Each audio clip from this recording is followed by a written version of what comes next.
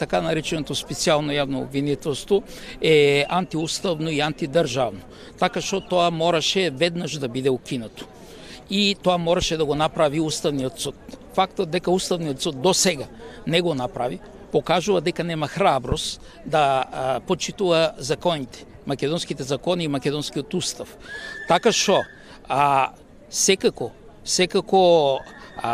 не само притисок, јас бих кажал директно, тоа е една диверзија не само врз слободата на словото, тоа е диверзија врз државата, пошто слободата на словото е еден од столбовите на државата.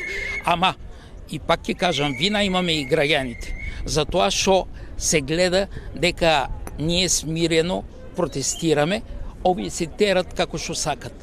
Мора да се не да се протестира, да се стави ултиматум. Граѓаните да стават ултиматум врз Уставниот суд, да поништи веднаш така нареченото специјално јавно обвинителство, а ако не го направи во рок од 24 или 48 часа, тогаш ние граѓаните мора да завршиме таа работа. И тогаш во Македонија ќе има ред. Специјалното јавно обвинителство, тоа е директно алатка на странските сили кои работат против Република Македонија.